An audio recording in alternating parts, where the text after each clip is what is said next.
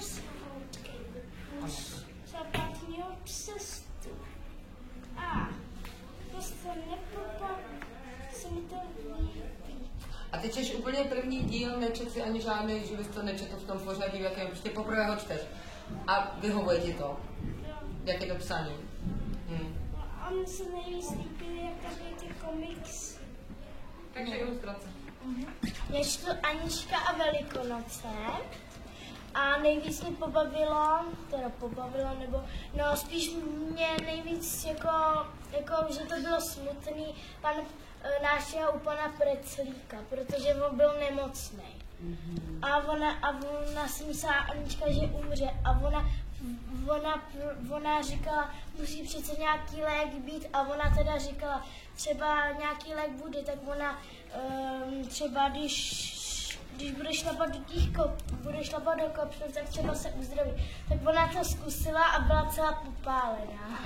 Chtěla mu natrhat kopřivek?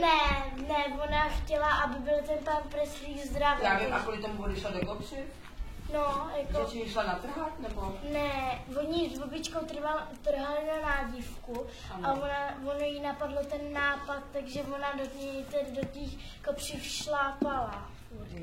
Ale já furt nevím, víš, jestli ona třeba to udělala, že si říkala, tak mě to bude pálit, tak za to, že mě něco pálí, že jsem to vydržela, tak se uzdraví, anebo jestli mu ten čaj z toho třeba udělala a myslela si, že se uzdraví, to nevíš.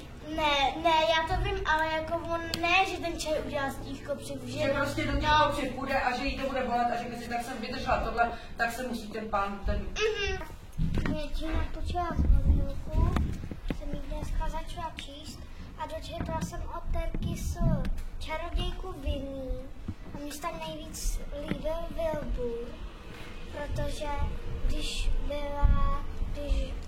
byla kapitola o koberci, no tak Wilbur na něm letěl.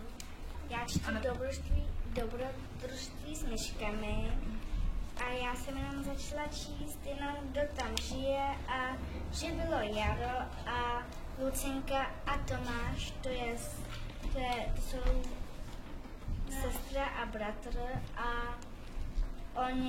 ono bylo Jaro a oni poskakovali a dál jsem nedočetla.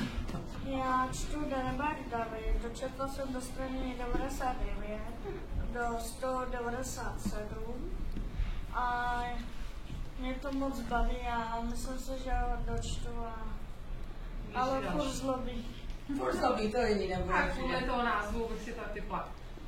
Párně Danebarka Davida, teďko mi to Mirka půjčila. A ještě nevím ani, co si tam bude dít. A to můžeš zjistit, když to otočíš, Melané, tak z druhé strany tam máš takový krátký povídání z té knížky, říká se tomu anotace a máme to právě proto, abyste aspoň trošku malinko zjistili, o čem by to mohlo být. A co jsi četl předtím? Kočka a vol.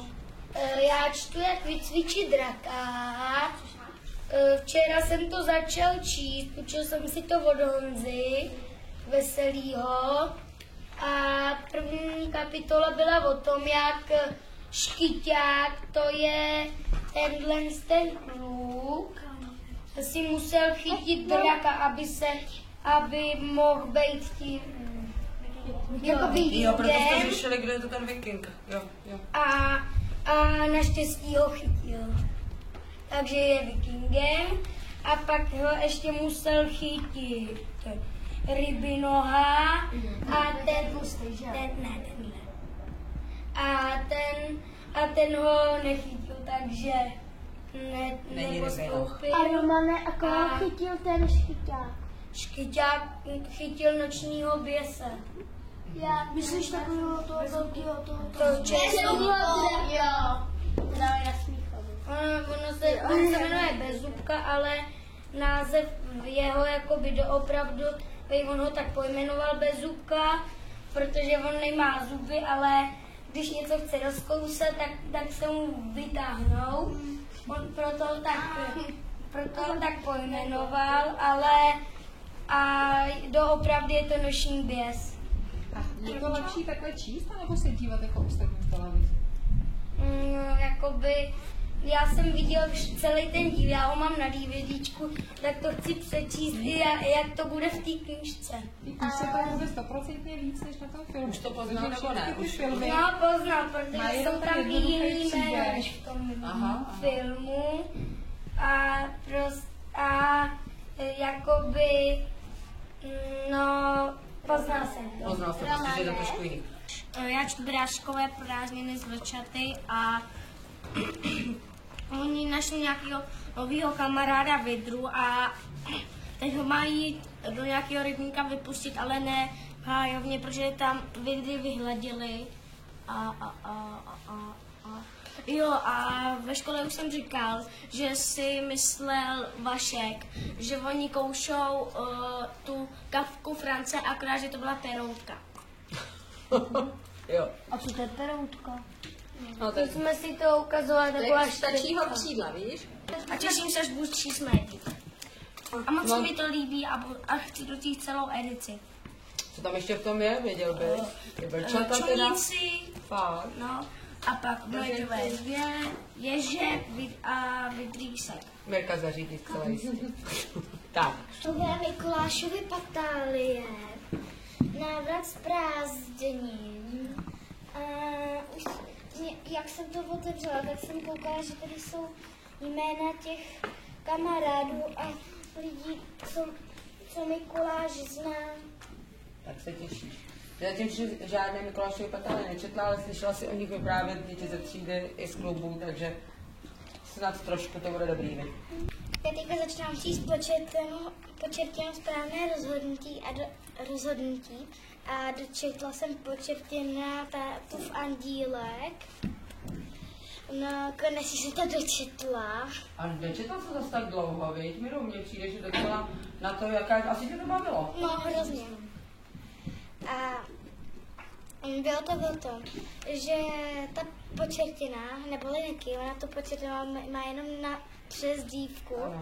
A ona tam chodila po škole a furt to se jí něco stávalo. Třeba furt se na ní lepili kluci,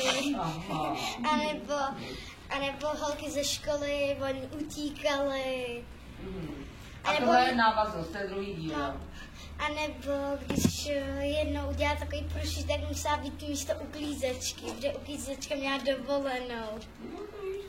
A ona se s kámoškama zavřela na záchod, protože se jí vůbec nechtěla. No a ještě jsem chtěla říct, že já mám doma takovou knížku, to jsem našla na půdě, docela starou, že to četla mamka a jmenuje se to, jak se to jmenuje? Prostě to je na vrchu takový koťátko barevný a mamka chtěla hrozně to, aby jsem to přečetla, už jsem to přečetla, tak hezká knížka. Tak já ještě jsem taky do školy. A já ještě mám jednu, tam je takový ptáček na vrchu a to už je trochu lepší čtenář, jak je Karel třeba.